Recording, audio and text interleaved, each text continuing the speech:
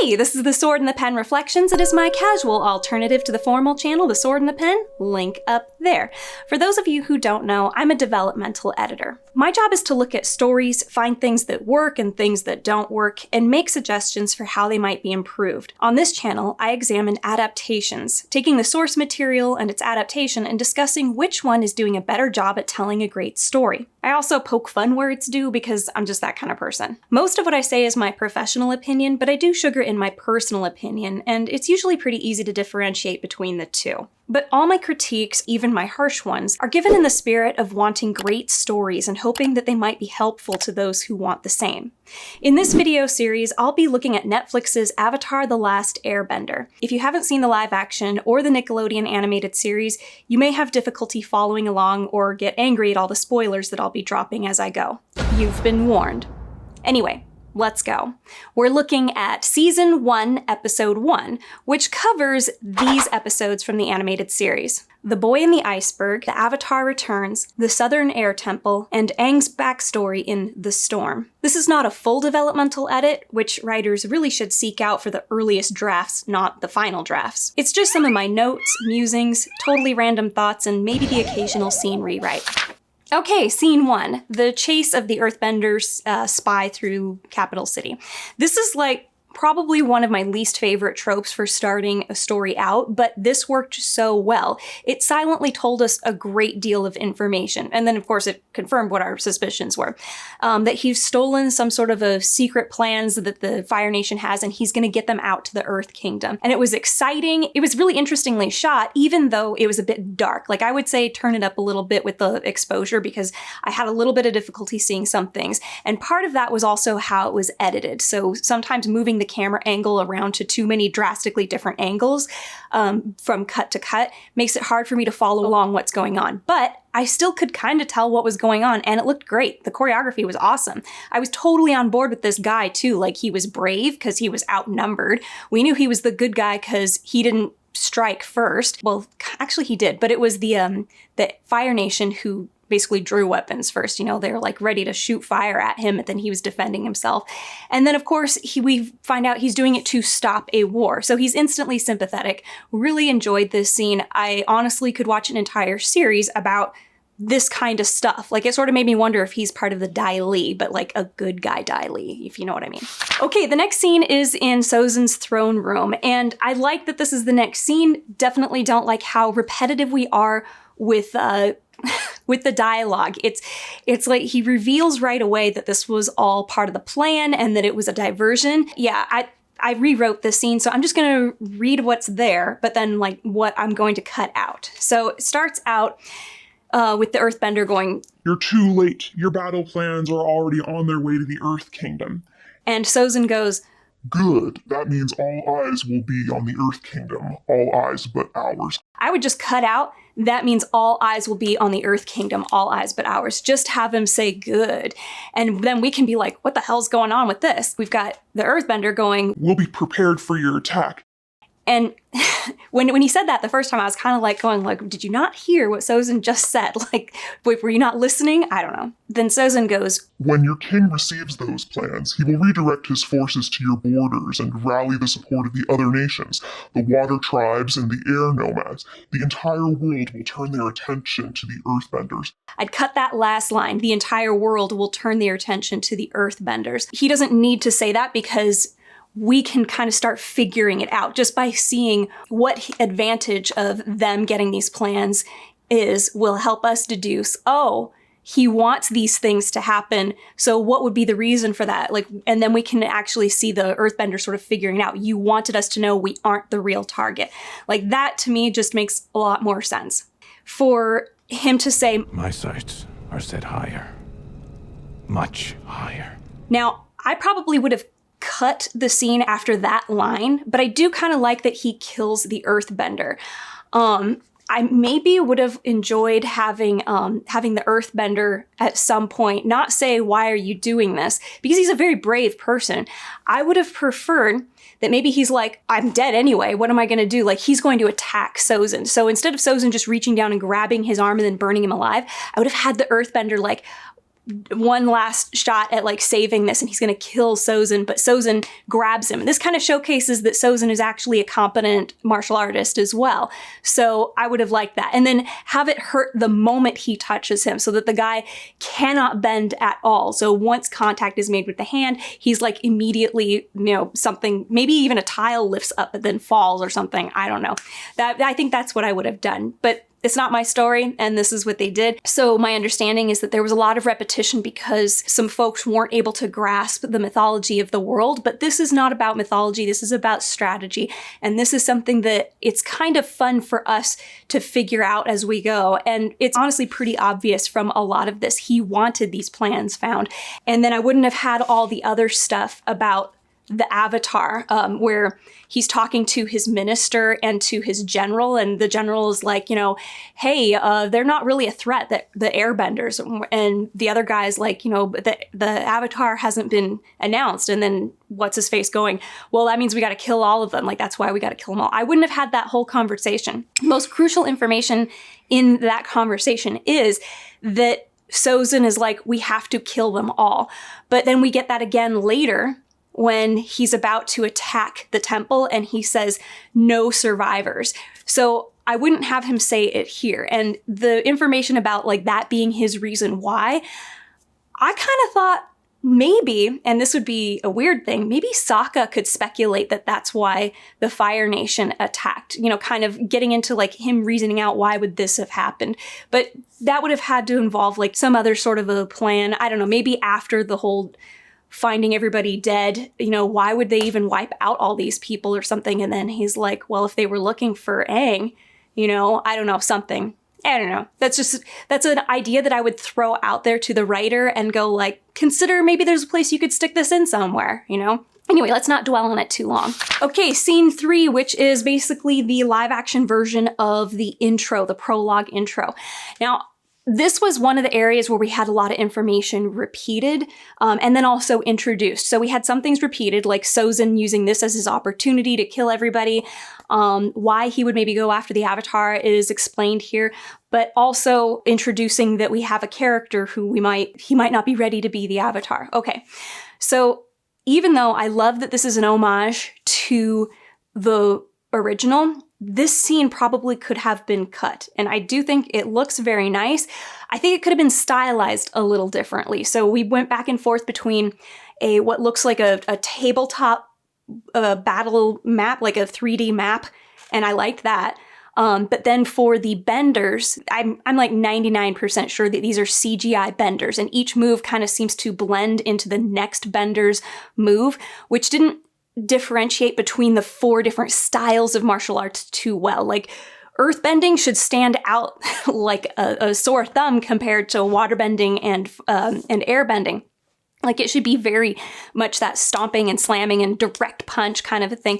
But I kind of felt like because one move sort of blended into the next, none of these really stood out a whole lot. Honestly, firebending and airbending really felt like I was looking at the same sort of bending, at least the same sort of martial art. But yeah, okay, so there's CGI and everything else is tabletop, like, mini models. Like I liked that, but I think I would have liked the CGI to look more obviously CGI, if that makes sense. Like I know it's a weird thing to want, but it was so close to realistic. And then when we saw Avatar Kyoshi, I think that was really the actress doing a lot of those moves. Either that or they did some very good 3D modeling of her and having her do this, because I thought it was really her in a lot of her close-ups and things. I just wanted it to be more stylized, sort of like in when we see the Cave of Two Lovers and we have the wall paintings sort of come alive. Like I wanted something very stylistic like that consistently through this prologue. But anyway, my main thing would have been to the writer, I don't think you need this. Even though it's wonderful to have this homage, I don't think we need it because it makes the other things feel very repetitive. Okay, scene 4, we've got Aang at the top of a spire and he sort of falls with style down to the ground when Gyatso calls him. First of all, the set, the backdrops, everything, it all looks really good. This looks so beautiful and it's very well populated and the costumes look amazing as well. As far as Aang floating down. I had two things. So when I saw this in the theaters, I thought he was flying. And it was pointed out to me later that no, he's doing the whole falling with style thing. The reason I thought he was flying was because the camera was almost always looking up at him or down at him, not ever from the side, like seeing that he is falling down like this. And I think that that would have helped with this perspective of he's actually floating down like this. He's not really flying. So that would have been a fix for this. A lot of people complained that Aang flying around was CGI, but I'm pretty sure that's actually the actor. I think that's actually him doing all this stuff. But there's something weird about maybe the camera is too close up on him or something that it makes, especially the action where he lands on the second spire and kind of does this and takes off again. It looks like the frame rate doesn't match the frame rate of the surroundings. I'm not really sure. Maybe it's the lighting. I don't know. It's a tough one for me to figure out. But I think that's actually him. The only one that I'm not sure about, and actually I'm pretty sure it's CGI, is when he spirals around the one spire. But anyway, just a note there. I think that I would have really liked that Aang was goofing off with some other kids or something like that. Maybe he's playing with some other Air Temple kids who have arrived from another temple, and like we can distinguish that it's them or that they're not from there because maybe their clothes are a little bit different or something. Like there have been groups arriving and there's like one temple that's left, the Western Air Temple. I know it's girls at the Western and Eastern temples. Like he could be playing with them. Might even be funny if he's flirting with them a little bit. But then it would establish that he's a flirty kid, not just a playful kid. So don't do the flirting. Okay, so this next bit of dialogue with Monk Gyatso, although I love the interactions between the two characters, it did feel very telly and not showy. And one of the best ways to distinguish between telly and showy is, are you actually saying what's going on, or are you giving us some information that would help us deduce the information that the writer wants us to know? Like, that's one of the best ways to figure out if you're showing versus telling, is if the dialogue is straight up telling the audience what they need to know, that's telling. If the writer is telling us information that helps the audience deduce what's going on, that is, it's not exactly showing, but it's less telling, and so it feels more natural. Another thing is also to make sure that your characters, and I'm taking this from Savage Books, whose link to his video is up there, because he's totally right about this. It sounds like they are having this conversation for the first time. Like they've never talked about the Fire Comet Festival, whatever. They've never talked about how many other Airbenders are going to be showing up before. And that just doesn't seem natural between Gyatso and Aang if they're so close, especially if Aang's really excited about this festival happening. So what you want to do is trick the audience into believing that this is the second half of a conversation, but we still can figure out the information that we need to know from it. So I've rewritten this dialogue between the two of them, which currently reads as this. So it currently goes, Monk Suta was looking for you. You skipped training again. There may come a day when you wish you'd spent more time with your teachers. That I liked. That was good. But then he says, now you and the other students better go help set up for the Great Comic Festival. There's still a lot of work to be done before the air nomads from the other temples arrive. That is the part of this dialogue that is, it's basically the rest of the dialogue was okay because it felt fresh. It felt like they may have had similar conversations, but we're taking our conversations to a new level. But this one is like, what? Why are you telling him this stuff now? And then Aang goes, how many are coming? And he looks up, sees that the bison are on their way in, and he says, all of them. Gyatso does. So I've rewritten it to go like this. After Gyatso gives him the whole spiel of, you may wish you'd spent more time with your teachers, he's going to say this. Now, I came to tell you there are no drills today because the other students are helping with final preparations for the Great Comet Festival. As a consequence of your absence, Brother Sutop has assigned you to help at the ovens. You're gonna have to help with making the banana cakes or something. And at this, Aang can look excited and Gyatso can raise an eyebrow at him or be amused and then continue on and say, I hope you will practice some self-discipline. We need enough for our brothers and sisters from the other temples. Maybe we can have him promise that he won't, but we can tell that he's kind of lying and then have Gyatso, giggle at him or something. Because that's the sort of thing that Aang would do, remember in season 2 when he makes a solemn Avatar promise to Katara that they won't pull any more scams, and then the next shot is literally him like totally into it. This would be like an homage to that sort of part of Aang, that he does occasionally like get into a little bit of mischief.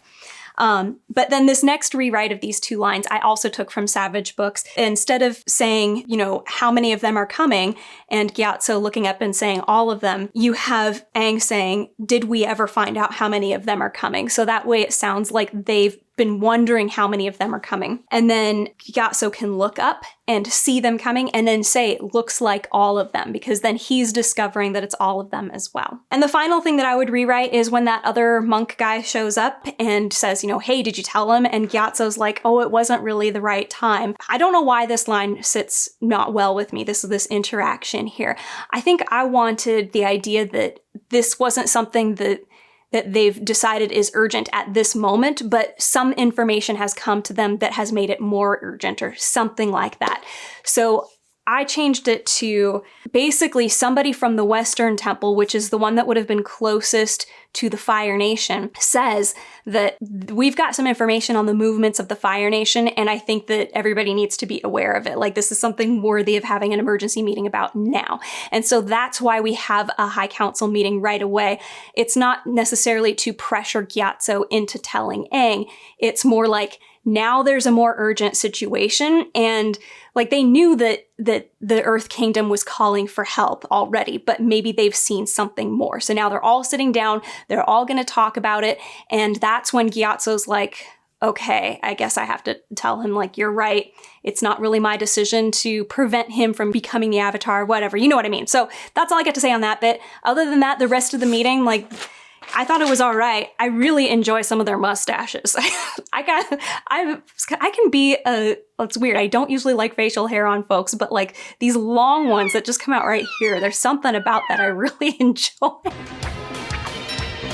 Mustache. Please like, subscribe, and comment, even if it's just with an emoji.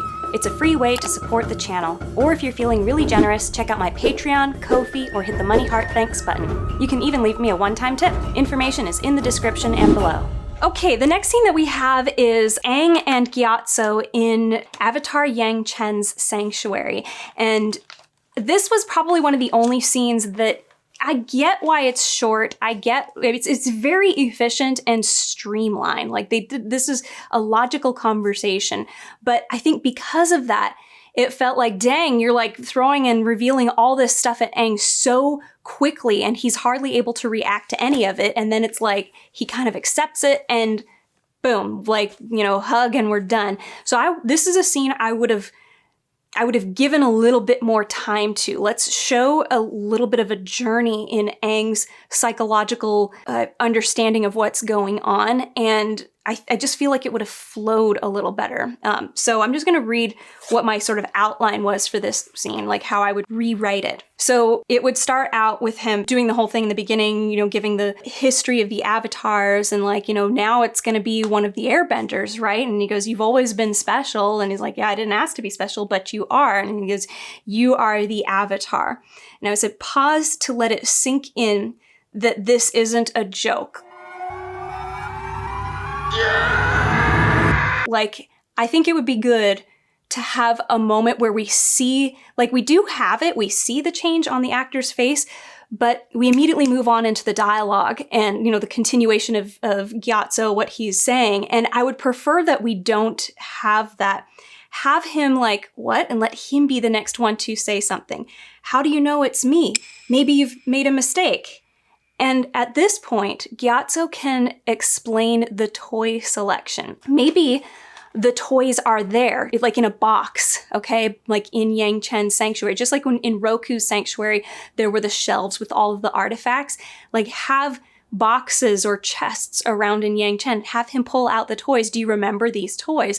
And you can have that spiel like we had in the animation where he says, you picked these from thousands. And he goes, I just picked them because they seemed fun.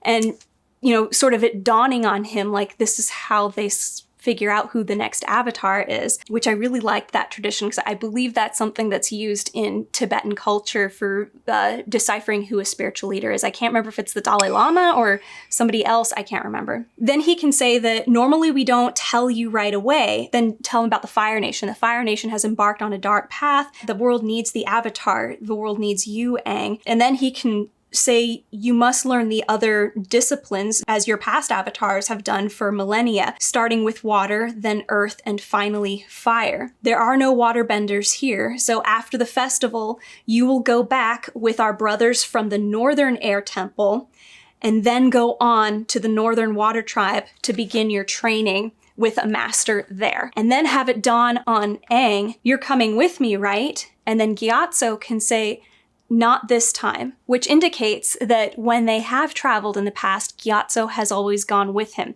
which would be why he's afraid of leaving this time, because Aang traveled the world a lot. He left home a lot. But this is like why this time would be different, because he wouldn't be going with Gyatso. He wouldn't be going with his fellow airbenders who he grew up with. He would be sent off with strangers, other airbenders, but people who are not his family. Not this time. You will need to focus on the other elements. And we can see Aang maybe getting a little anxious about this, and he can say, you've always loved making new friends, and I'm sure that they will feel like family before you know it. Then Aang can, at some point, ask, how long will I be gone? And that's when Gyatso is unable to answer because it will probably be years. And we can see the anxiety still, the fear building up in Aang. Maybe the tears start coming at that point. And that's when Gyatso puts his hand on him and says, this is a heavy burden for anyone to bear, but you're strong and generous and kind, and I can't imagine a better person to be given this power. And then Aang goes, I don't want the power. And then Gyatso can say, that is why you will make a great avatar. And it's not a matter, and this is just me writing this because I got way too into rewriting this scene, but I said that Gyatso would continue this with, and it's not a matter of wanting or not wanting. You aren't someday going to be the avatar. You are the avatar. I did have an underline under the line, why do I have to be different? I thought that it might be better to move that to the scene with Appa. But then him saying, can't I just keep pretending that I'm your friend? And Gyatso saying, you are my friend. You'll always be my friend. You can keep that bit. And then that will have that gut punch feeling when he goes into the avatar state later in the episode. Okay, the next scene we have is Aang getting up in the night and talking to Appa, which I really love the idea of this scene, and I actually enjoy a lot of the execution of it. But there was a few lines I just would have cut completely or reworded because it did feel unnatural. And it's one of those things where it's like somebody saying, I feel this way. Like, I made fun of this in Wheel of Time when Rand said, it feels good to see you. Just say it's good to see you, or I'm so happy to see you, or something. I don't know, it feels good to see you bugged me. But it's kind of like that. So here's some of the adjustments that you can make to this bit. Aang says, hey Appa, couldn't sleep either, huh? Gyatso says, I'm supposed to be the avatar. Me. The monks don't even trust me to feed the baby bison, and I'm supposed to save the world? And by the way, Appa's face right here looks so freaking cute. I would have loved to have seen that they're having a back and forth, and Appa looks like he almost understands, but obviously doesn't because he's just Appa. But, this happened in the series, in the animated series, where Aang was talking to Momo, pretending that he was talking back. Then I would have cut the next line, the line that says, he said I need to remember who I am, but I know who I am. I like to play airball and eat banana cakes and goof off with my friends. That's who I am, not someone who can stop the Fire Nation, not someone who can stop a war. I would cut that whole thing pretty much. It just feels odd to be that self-aware and then state it. He could just say, I'm supposed to save the world, and then we go down to him thinking and feeling and looking anxious. Let's just feel that with him silently for a bit, and then he can go, how am I supposed to stop the Fire Nation? Stop a war? Part of why I wanted him to be playing with the other kids was so that during this scene, maybe we could have him looking towards some area where he was playing with those other kids, and him remembering something that one of the kids said to him while they were playing. And we could have that happen in the earlier part of the scene. Like maybe he's showing them something that he invented, you know, some air move that he invented or whatever. And they go, wow, you're so lucky you can do that. And then he can say, a kid today said that I'm lucky because of the things that I can do, but I'd trade places with any of them. Then instead of him saying, I don't want to leave, I don't want the responsibility, just have him say, I don't want this, I don't want to leave. We can figure out that he doesn't want this job. He doesn't have to state it so blatantly. We get it. And we definitely don't need to hear him say, I'm scared of my power, I'm scared of being alone. He doesn't need to say that. Seeing him say, I don't want this, I don't want to leave, and having tears welling up in his eyes is enough for us to understand that he's scared.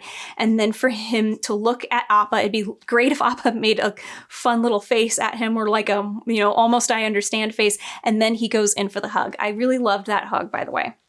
And then him saying, I'm scared again. It's okay if he says it, I think, at that point, but it's still not needed. And then him to back up and say, you're right. Just needs to go up where things always make more sense. At least for now. I might figure out some way to add to this. Maybe we could turn this into sort of running away, but not quite running away. Just like, it makes sense to me why they made this change. So the change was made because if he's afraid of being taken away from home and taken away from Gyatso, which is basically what happened in the animation, why does he run away? And yes, an argument can be made for, well, he's a kid and logic's not really working for him right at that moment, you know, whatever. And also part of it is just getting away from the responsibility. So, okay, that's excusable. But this does fix that loophole that, you know, oh, wait a minute, that's a flaw in why he left and the logic isn't quite there. So if he just leaves to clear his head for a bit, by the same logic that we used in the animation, we can say that he went off to clear his head, and because he was gone at the moment that the Fire Nation attacked, he still holds himself responsible for not being there because he had that moment of selfishness, like, I need to be alone and think for a while. But we can maybe get the best of both worlds here, I think. If we were to add something like, maybe he just gets this idea and says this to Appa, or maybe he pretends that Appa came up with the idea, sort of like he goes, hey, you're right, they can't take me away tomorrow if I'm not here. I just need some more time to think. So this sort of implies that he'll be gone for a few days. That's his plan, is that he's just not going to be there for a little while. Like, they can't just take me away tomorrow. Like, I just need to think. And that it's not like a couple of hours in the air, because I didn't like that it was a couple of hours in the air and he was so far away that he was caught in a storm and then he ends up basically in the North Pole or South Pole, whatever, you know what I mean? So that was, I thought, maybe a way to get the best of both. Okay, scene 8 is the attack on the air temple, and I loved all of it. I really have no complaints about this. I thought that it amped up that this is a tragedy, not a big exciting battle. For some reason, seeing the towers falling and hearing that choral moment in the soundtrack, that was what struck me as the most sad. And for my mom, it was like, oh no, all the little kids, when she saw Sozin was approaching Gyatso. I love that shot of Gyatso and the fire all over his body. Like, I guess it's supposed to be protecting him from the whirlwind that Gyatso has created, but anyway, the cutting back and forth between Aang and what's happening at the temple, I actually thought was really nice. Like, this is some of the best editing that I saw in the show. I really like it when we're mirroring two things that are going on. So we are seeing the end of the Airbenders, and it's coinciding with Aang being caught up in the storm, and then the Avatar state taking over to preserve him and Appa. So I liked it.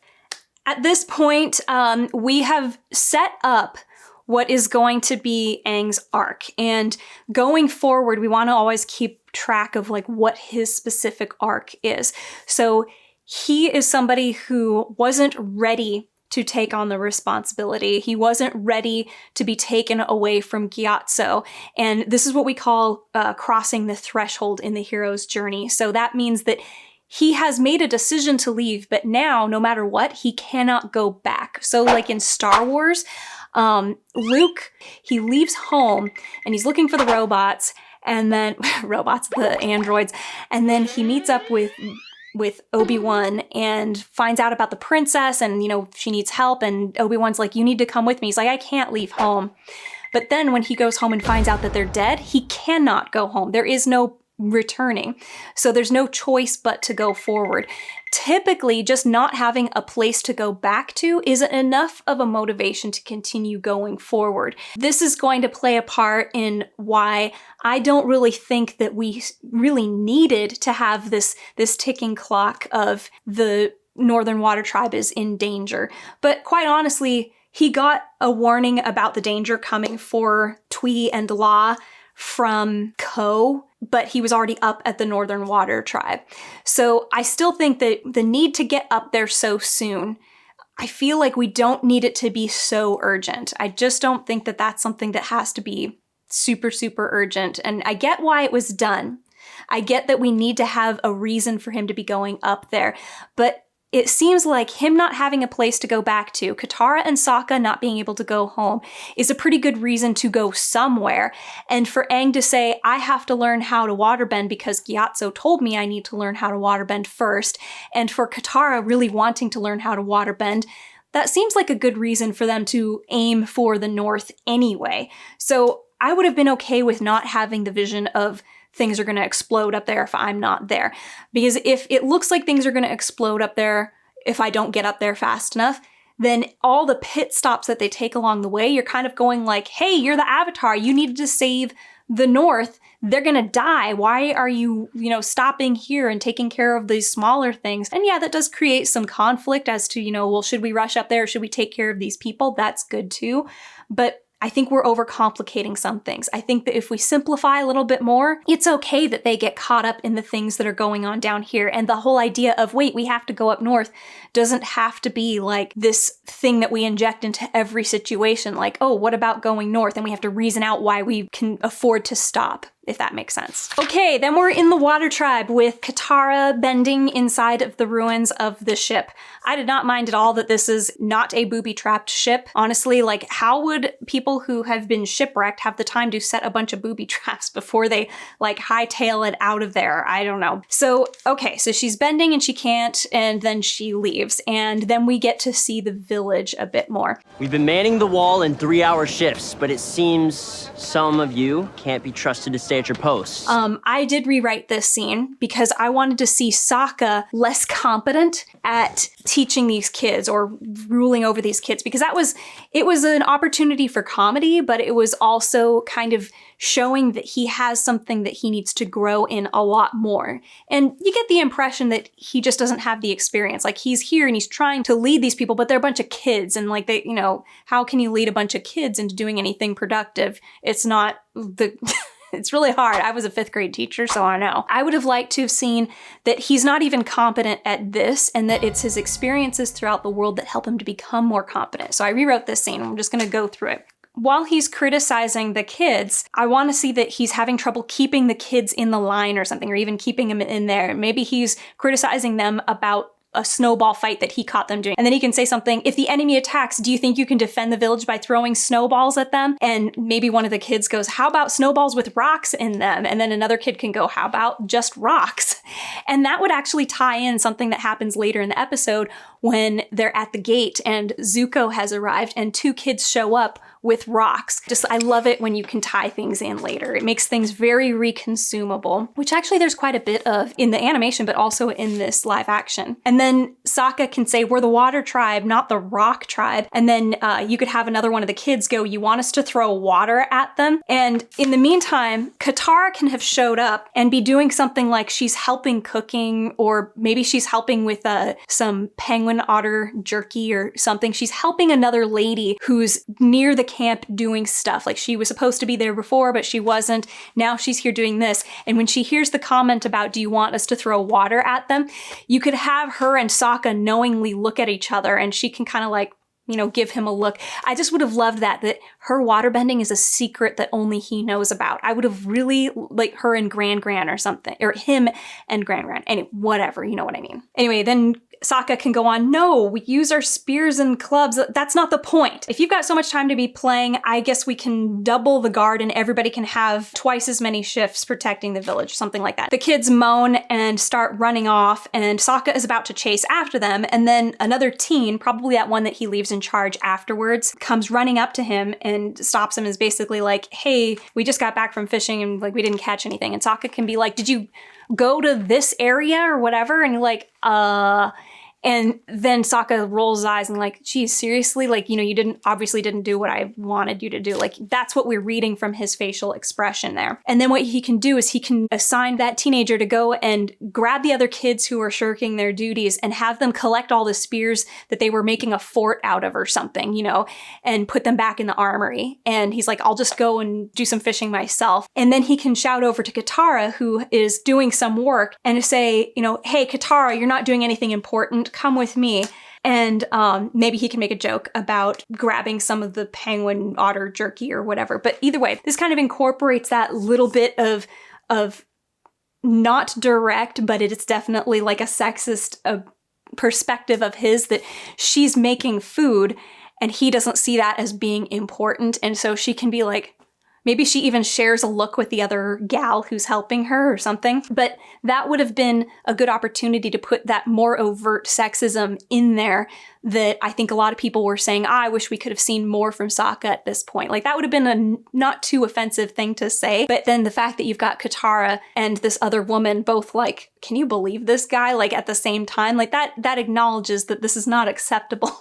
Anyway, so then they take off to go fishing. Final note on the whole thing within the village, like, I really, really loved the whole village area. Like, pretty much every one of these sets, I really do want to explore a lot more.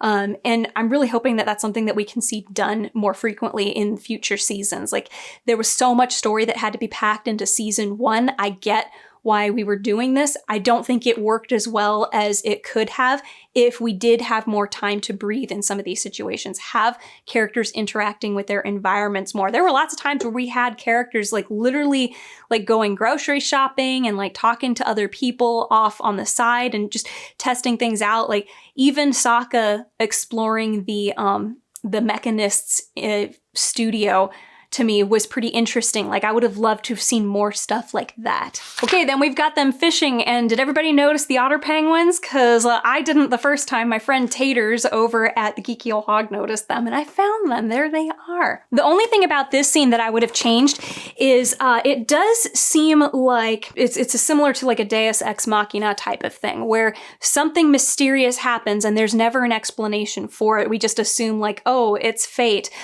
This current starts pulling them towards Aang. And I guess we could say like the Avatar state and the spirits are at work.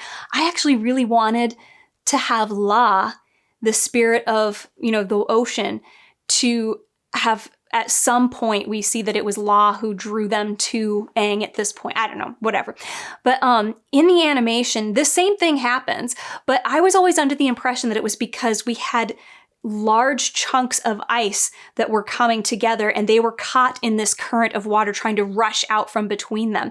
So I thought, well, what we could do is have something similar like that happen here, and maybe even a piece of a glacier breaks off and it pushes them, and that's why they end up going through this tunnel and into this little cove that they've never been in before. Something like that, so that it doesn't feel like it's magic that's just pushing them forward and then they crash.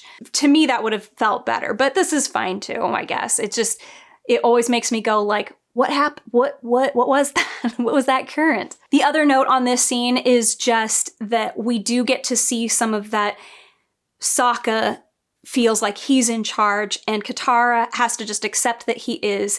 And there's so many complaints about Qara seeming like she's watered down. And yeah, she's definitely not as explosive as she is. And I've talked about this in my other videos, but this is one of those moments that I really like. I like that Sokka because he was left in charge by his dad, and because he's kind of right in this situation, like she shouldn't be waterbending because it does put everybody at risk, but it's also part of who she is. It basically might be like telling somebody you're not allowed to speak anymore. So there can be conflict in this situation like this. And for her to be like, I guess there's nothing I can do about it, you know, that this makes sense. Like her behavior in this whole scenario makes sense. So I actually really enjoyed it. And I do like that we've got Sokka just like expecting that she does what he says.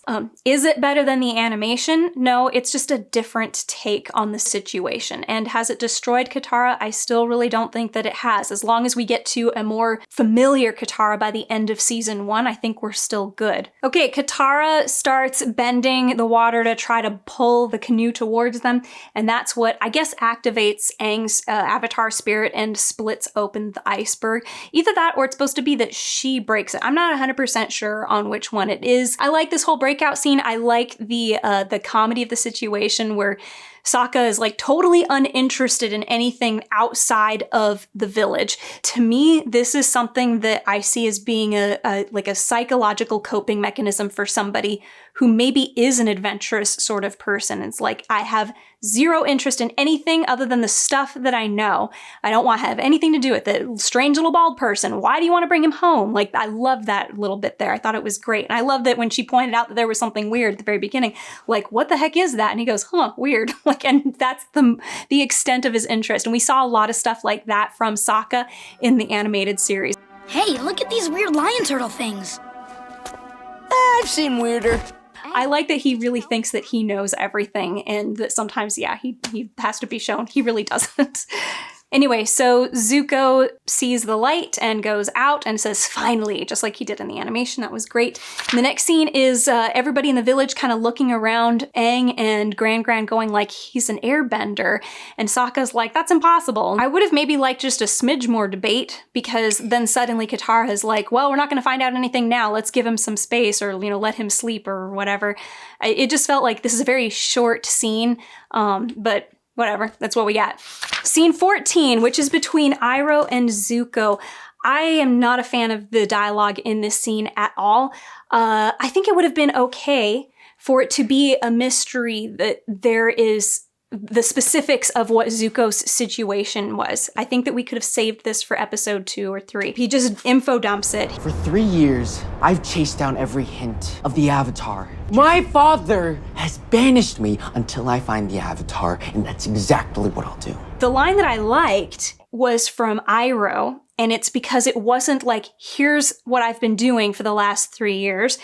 It's more like him just expressing his present concerns. He's like, it's hard to see you get your hopes up every time you see a sign. Now from that, we understand Iroh cares about Zuko, and that Zuko, because of his reaction to that, we see that he has had many disappointments, and, you know, but he's still got this single-minded determination, because he goes, it'll all be worth it when I return home in glory. Like, I think it's okay if we don't know that he's a prince. We don't exactly know that it's been 3 years. Maybe even actually Iroh could say, it's been 3 years and we've done this dozens of times. It's just very hard to see you get your hopes up every time you see a sign. The third part of this conversation is where we could put in that he's a prince, and we don't have to do the whole banished thing until later. So Iroh says, Prince Zuko, maybe it's time to start considering that the throne isn't everything.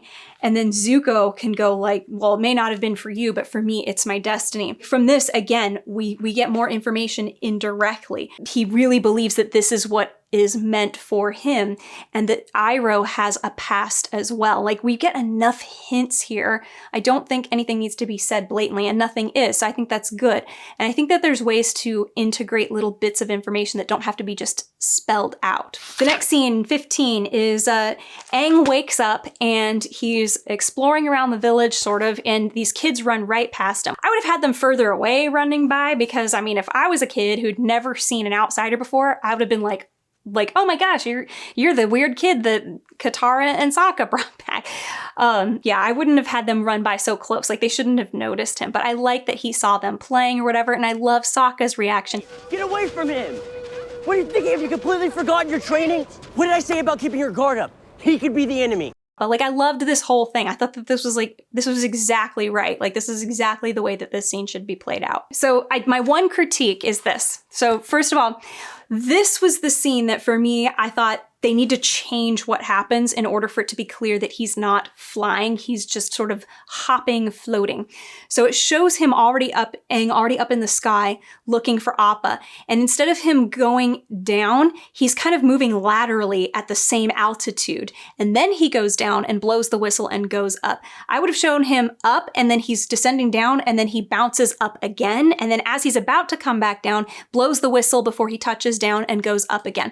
Like, that way it's clear that he can't fly, because that's very high for him even to be like, he's like a Harrier jet with like super jets beneath him being that high up off the ground. I would have had it more obvious that he's going up and down.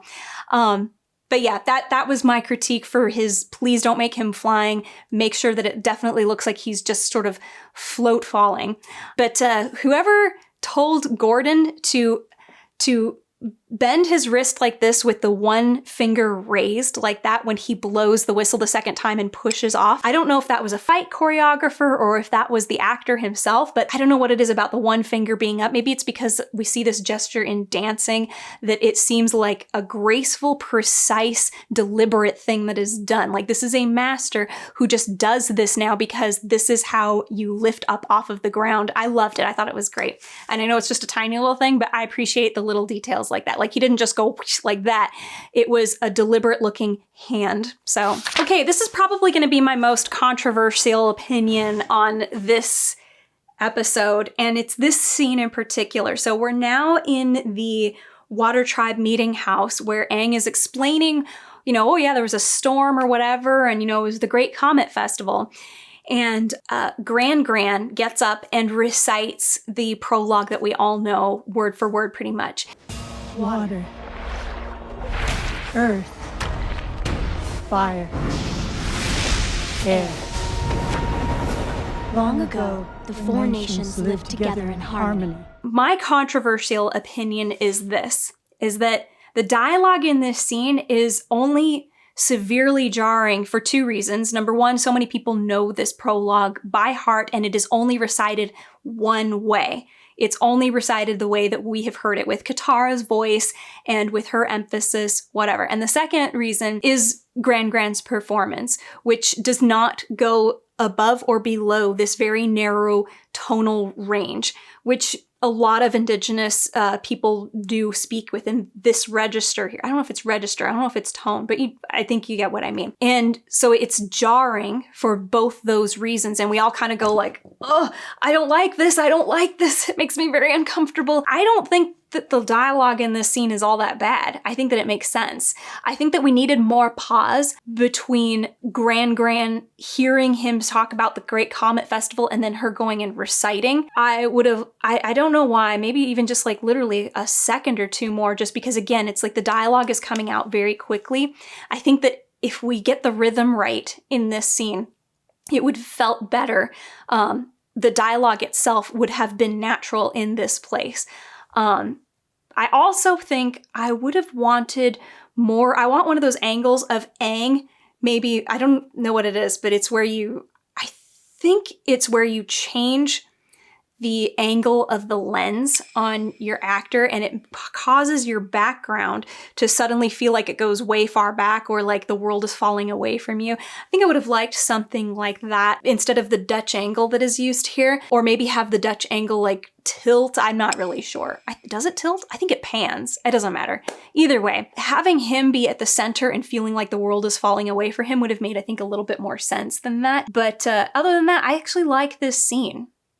I know it's like one of those weirdest, like it's the scene that a lot of people go like, oh, this was weird. Like, I think it's a lot because we know this prologue. We've also heard it before. Like we just heard this similar information in the little prologue that happened before. But if that was cut out, I think it would feel better.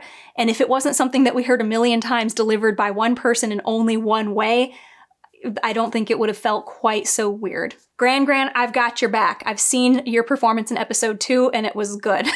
Okay, so then we get to Lieutenant G. Of all the places he had to drag our asses to, he picks the coldest spot in the world. How come his omens never take us somewhere with hot springs, huh? There was a lot of jokes like this in the original series where the NPCs clearly had lives of their own, and usually we were getting snippets of like a totally awkward conversation. So there I was, and I was like, you know, it was real. Hey, I'm Quinn Lee. I work up in communications. Oh, hi. I work down in the engine room. That's probably why we never met before. Big airship, you know? Huh. Yep. It was very funny, and I would love for the new show to tap into that as a source of humor, because it is funny. I mean, you just catch somebody off, especially if you're ambushing somebody, to catch them off guard in like an awkward moment is funny. But then Zuko gives this, what sounds like on first hearing it, a crazy, almost maniacal speech. Let me make something clear. Our mission is vital to the future of the Fire Nation, and so we will find the Avatar. We will prove ourselves worthy, and we will see our homes and families again, or we will die trying. I ain't gonna do shit. I'm gonna sit tight and hold my tongue and not cause no problems for you. There's so much information in this speech that we can deduce from this speech. I would have loved it if all the stuff that he had said to Iroh in the previous scene didn't exist and we just had this, and we could see the reaction on Iroh, like every time he talks about like, we will be able to go home, and like we will, whatever, that stuff, like that's where we can see Iroh kind of being conflicted about it. And we can figure out what's going on from this, especially when we have the next bit of conversation. Otherwise, the scene, I thought it was great because it's reconsumable content. Reconsumable is when you experience it one time and you think it means something. But then after you've watched the entire series all the way through, you come back and you watch it again and it means something different. It's reconsumable. It's something that means something different upon consumption the second time.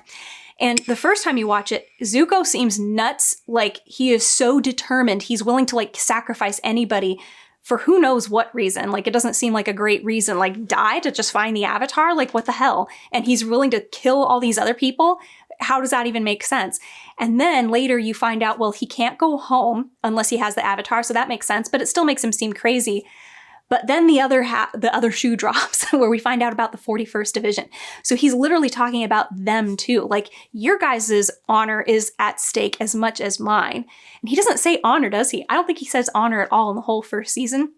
And I kind of wonder if that's like an inside joke with the writers. Like how long can we make him go without saying honor? Because the more realistic translation of what they're talking about is like saving face. But, you know, in the cartoon, it said honor. And it was a joke. I mean, at a certain point, we find it to be a joke. But yeah, I wonder if it's just something that they're doing. Like, how many times can we have him talk about it without actually saying it? Next, we've got Katara consoling Aang. And in the animation, this scene, Aang learning about it has been 100 years, lasts a total of like 2 seconds. So I like that this is drawn out because I don't think it would have gone over well if he like immediately like, oh no, it's not a big deal. Maybe somewhere in this conversation, we could have Aang doubt that all of the Airbenders have been wiped out like he does in the cartoon. Like maybe he could say like, just because nobody's seen an Airbender doesn't mean that they aren't still there, something like that. I think that would be fine. Maybe that's his glimmer of hope, in this situation. But as far as all of the info dumping that we get with Katara talking about her experiences with loss and Sokka's and the village and all these things, like all that stuff, it's actually, this is an appropriate place to do it. Seeing the Fire Nation ships, her talking about the state of the world and the war, this is again another kind of appropriate place to talk about these things. It is a little unfortunate that they're just standing around walking and talking, or they're just standing looking at something and talking. I think it would be nice if we could incorporate a little bit more stuff. Like maybe we don't have that conversation about the war until they're like right underneath it and they're exploring it. And I don't know, something.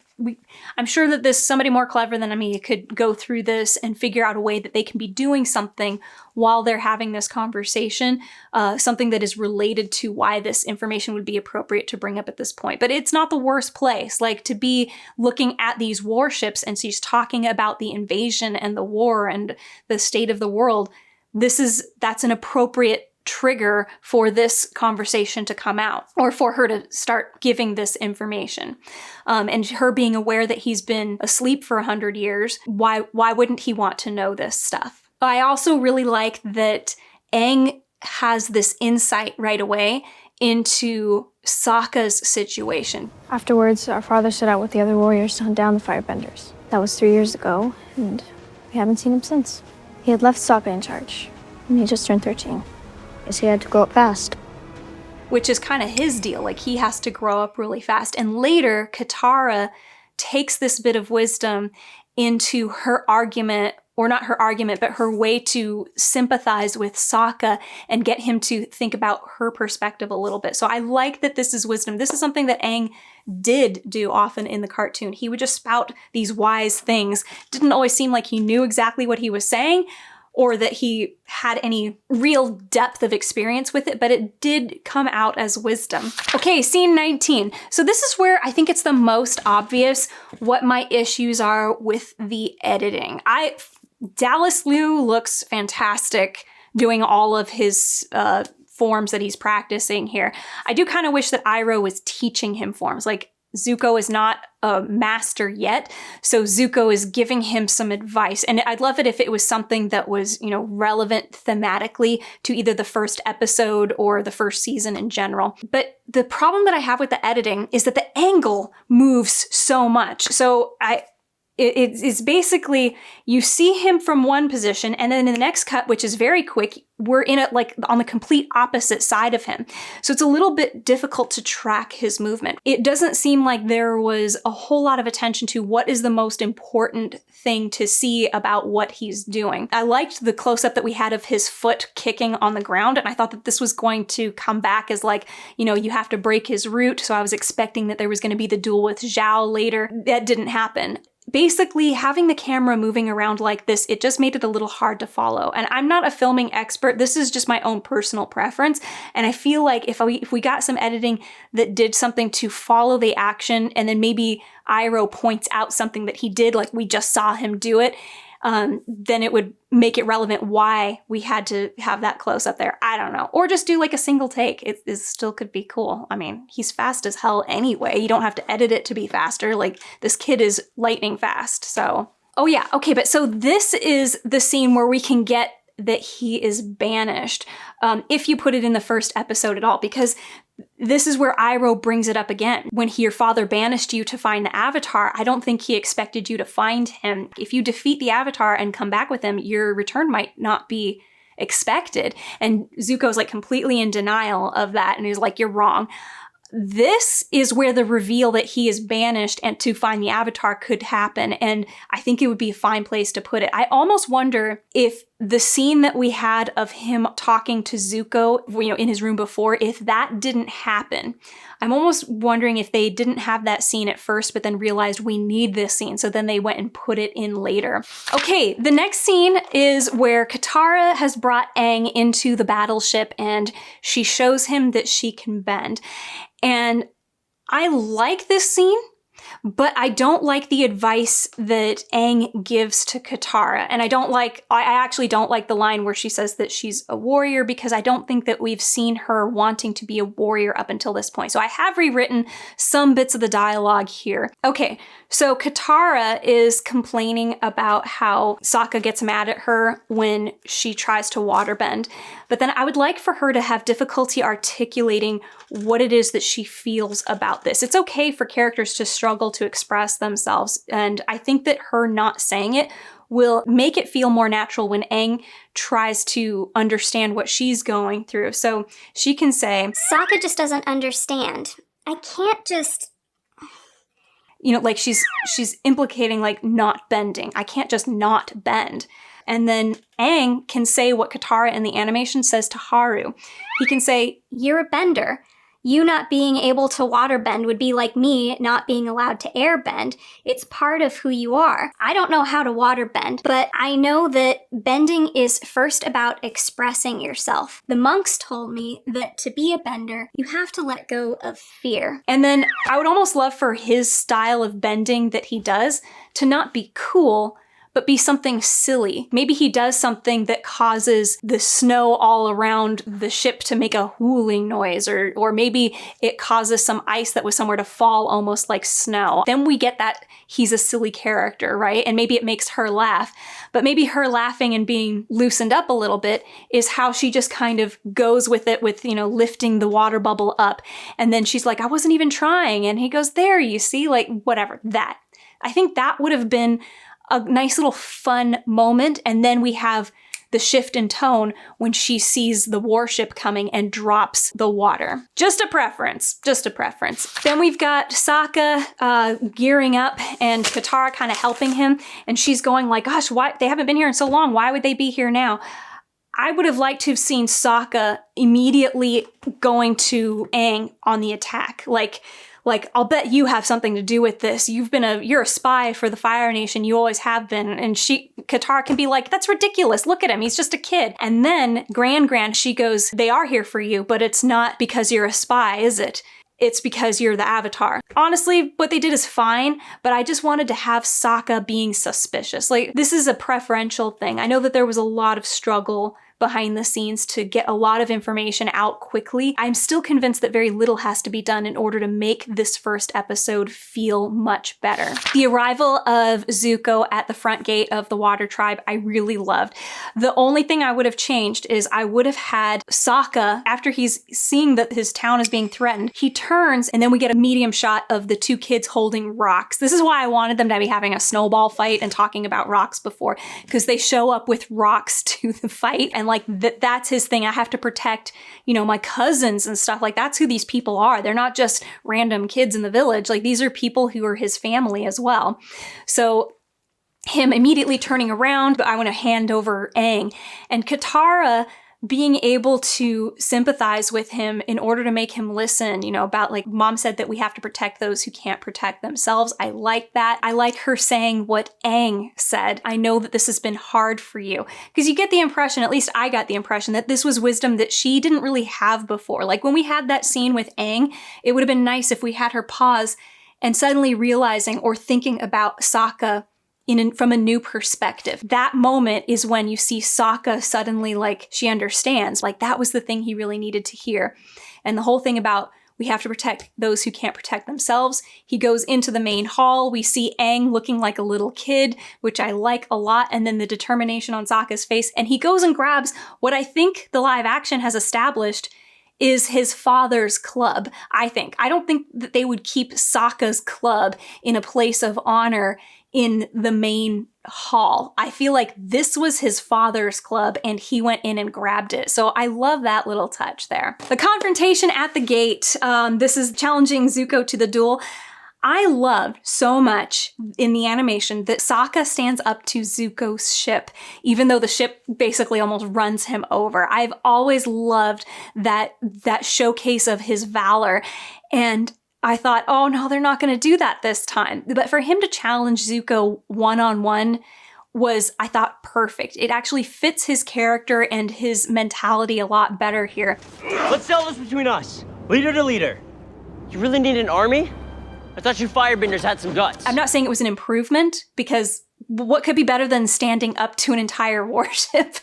But I really liked what they did, because he considers himself to be a warrior. Like, I'm the greatest warrior in our village, and to be just totally bested, he's like, yeah, don't you have some guts? Like, come on, fight me. Like, he feels confident, but also afraid. Like, you can see that there's this conflict in him. Like, he's got something in his head that maybe suggested this is the best option. Gets totally, the floor wiped, whatever. You get what I mean. He gets bested by Zuko quite handily. So I liked that this duel happened the way that it did. And you can see that Sokka's not really competent. He kind of knows some things. Like in the animation, he obviously knew how to do some things, just not nearly as well as Zuko. And Zuko's obviously in control, and he is in no control whatsoever. I think after like 2 or 3 blasts, he's already running away because he realizes there's no way I can beat this guy, which is interesting because he didn't like the idea that Aang ran away, but yet he himself ran away. I'd have to think more about that. I don't think it's such a huge issue because we're not really sure if he was just running to get some distance or what. But either way, I just loved this challenging him to a one-on-one, leader to leader. And I really love that we get to see that Aang is like really concerned for Sokka here, and that there's like a bond between Sokka and Aang because of this moment. And I really appreciated that there was this focus here, because Sokka technically was defending his village in the original animation, and here he's defending the village, but also Aang specifically. Like, if Aang wasn't there, he wouldn't have to do this. He could just say there's nobody here. And then it would be very specifically that just the village if he is having to fight them. But he is protecting Aang specifically. Then Zuko is about to finish Sokka off, I guess, and that's when Aang steps in and saves the day.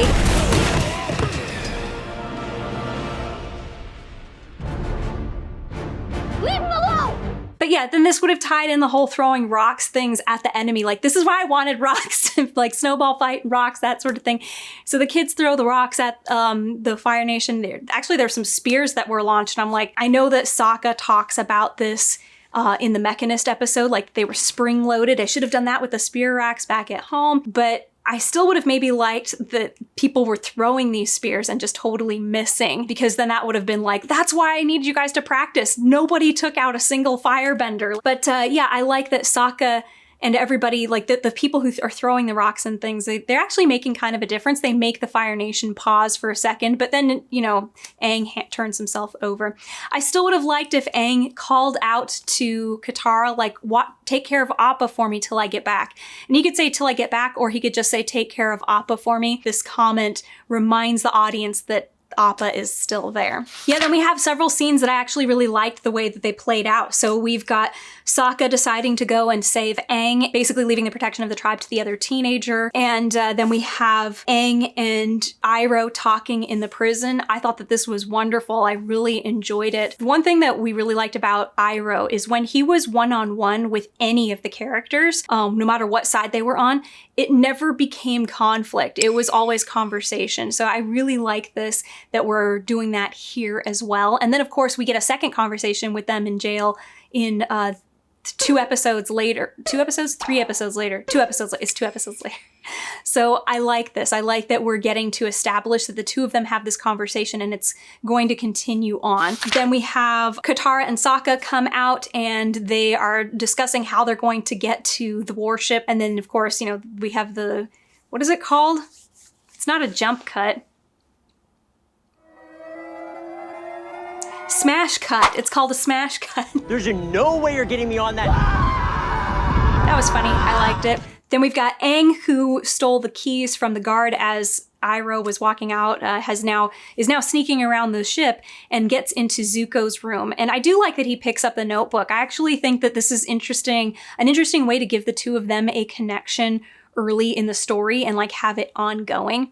And it's also a great reason for Zuko to personally dislike Aang. It's not just about you're the one person I need to capture. It's like he's kind of stolen something. He's stolen several things, I guess, from Zuko. He's stolen this notebook, but he's also kind of withholding his chance to go back home in his head. So that's kind of stealing in a way. So I like this. I would have rewritten the escape scene. So, okay, what we have happen here is we've got Aang jumps off of the ship and flies off.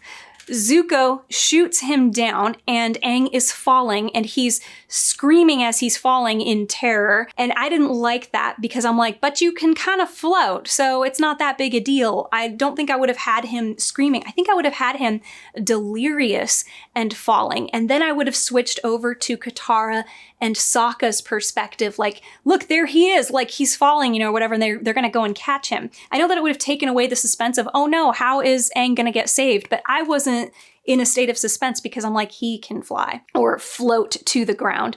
And I didn't see him trying to stop himself. I don't think that was as clear as it needed to be. I think maybe a close-up of him trying to stop himself from spinning or something would have been better.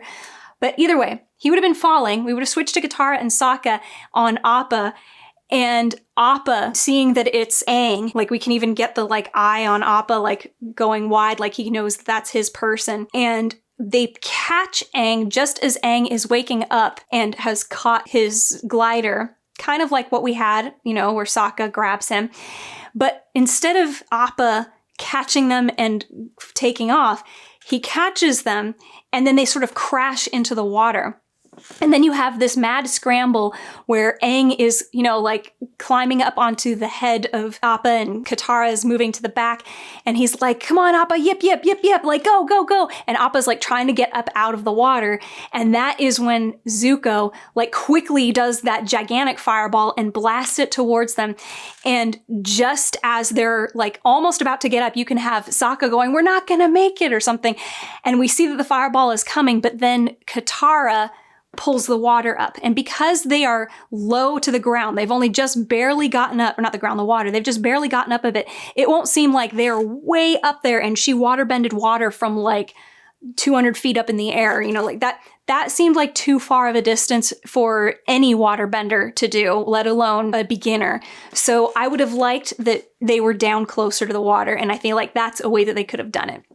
And it still would have been suspenseful. This was a lot of suspense. We had, does Aang get off the ship? Does Aang fall to his death? Then does the gang get shot down out of the sky? You still have similar amounts of thrill. You can have it from Katara's and Sokka's perspective, and it's still thrilling. We have to get to him. And then they crash in the water, and then you're like, oh my gosh, the ship is coming right for them. So that's how I would have rewritten that scene. It probably would have involved more special effects, but I just didn't like that she waterbended from so far away. But I liked this whole thing, and I love how desperate Zuko is in this moment. I actually think that this did what the animation did, where Zuko launches himself off the pillar to grab him. I felt like it did that it's obviously not as desperate. I mean, in that case, Zuko probably could have died if he didn't catch Aang, but it did catch that he is extraordinarily desperate. He is almost driven insane with his desperation to catch the Avatar in this case. I thought that the actor pulled that off really well. Okay, next scene is we've got the gang in Appa's saddle up in the clouds, and they're kind of, figuring out that they can't go home because the Fire Nation will just follow them there. So where do we go? We're gonna go to the Southern Air Temple. I mean, they don't say it, but that's where they end up going. Now, when they get to the Southern Air Temple, we have this big establishing shot. And then we have lots of close-ups of, there's a helmet on the ground, and then we see Aang's face and then Sokka's face. And I think I really would have liked to have seen more of what Aang was looking at. And I would have loved if we saw a place that is now in ruins. But what we remember seeing last time was this same shot or a similar shot of Aang playing with other kids or something. This is a familiar place, but now it's just destroyed or it's in shambles. And I know we kind of got that with Yang Chen's sanctuary, but we didn't see Yang Chen's statue. Yang Chen's statue was just this mound at this point. It was like a boulder. I would have loved to have seen that maybe the Fire Nation destroyed it, but we can see Yang Chen's head and arm or something are off in the corner, and you can't see any of that. So I would have just liked to have seen more of that kind of stuff. So we're experiencing the destruction and correlating it to things that were once great, beautiful, and you get what I mean. Then we got Aang going into the Avatar state, and for me, this moment was so much more emotional than it was in the animation because we didn't know what the loss was. It was all very mysterious. We see somebody having a reaction, but for a first-time viewer, it doesn't mean a whole lot because we don't understand what the connection was. And I know it sounds callous, but with characters, it's very hard to elicit empathy for a character if you yourself, the reader or the viewer, have not been taken on the journey of experiencing what the thing is that was lost. So in this case, because we got to see Aang's life at home first instead of having to wait till the storm episode, and because we got to see the destruction of it, we understand the tragedy. We experience the tragedy. So I really liked this. I also liked that Gyatso's memory of Gyatso is what pulls Aang down. I know a lot of people are like, well, it should have been Katara. She should have been one to call him out of the Avatar state. But I have to agree with the counter argument, which is she says that we're your family now. in the animation. And they do not feel like a family at this point in live action because they've known each other for what, 1 day? Maybe this is the second day, like they arrived at the temple a day or two later, I don't know. But it doesn't feel like they're family. It feels like she just says that and he goes, I guess we could be family, and then he comes out of it. So for me, to have Gyatso, the memory of Gyatso saying like, you are the responsible one, the generous, kind, a generous and kind person, that's why you'll be a good avatar and I will always be your friend. That to me, it's like a transaction here. We have to have a reason that really reaches into Aang's emotions here that says you need to stop this. And for me, this is it, because Gyatso is his closest relationship. I'm sorry, but Katara and Sokka come nowhere near. She's a very kind and compassionate person, but they don't have this bond. She's not family. So for her to say we're family means nothing. That's like somebody walking up to you and saying, I'm your boyfriend now. Creepy weird. Creepy weird good? Creepy weird bad? Creepy weird bad good?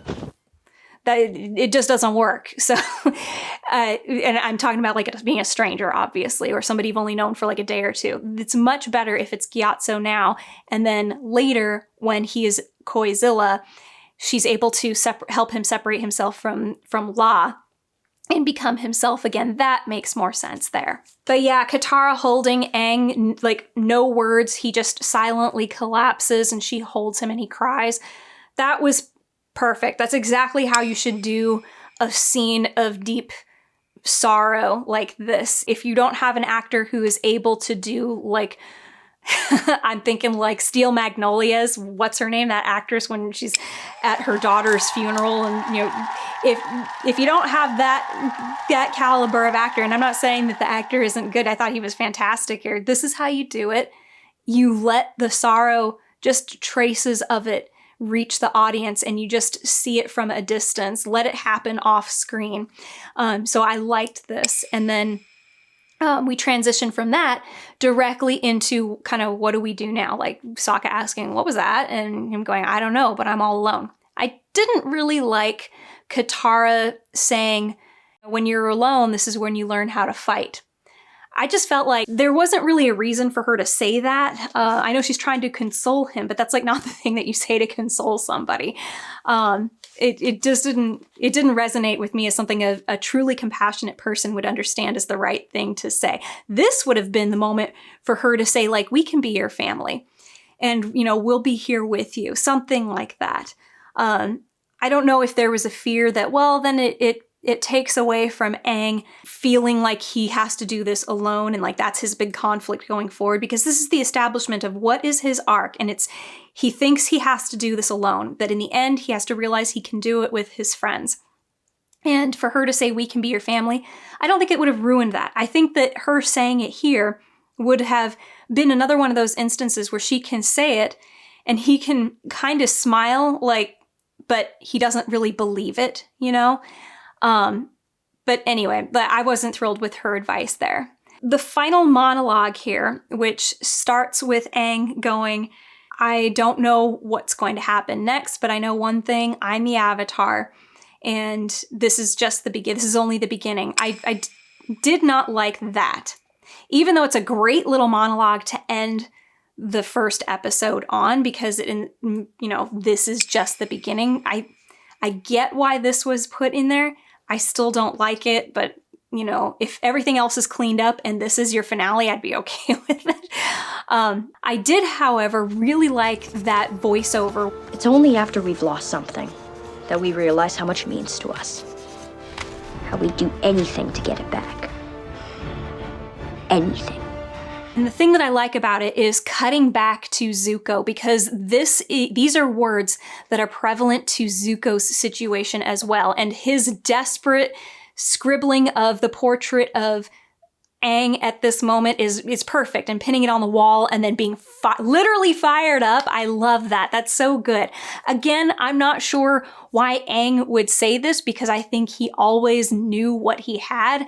And it's just one of those awkward sort of things to say right at this moment, and I'm sure that if I really brainstormed, I could fix this and make it better, but I've honestly gone far too in-depth in this review already. I think this is where I just kind of need to end it. Anyway, that's all I've got for Season 1, Episode 1, and like I said, this is not a full developmental edit. This is literally like my first notes on just the first episode, with just a few adjustments being made. As far as for this episode, character arcs, it's always tough to say with a first episode. I think we didn't need to reveal what Zuko's arc was in this first episode as much, but I understand why they did. We had to do something to establish that Zuko is a more complex character in the first episode, and we kind of do that. And I felt like, even though I didn't want it and maybe we could have moved it elsewhere, I understand why it's here, because our first episode has to be the one that hooks the audience. So that. As far as Sokka's and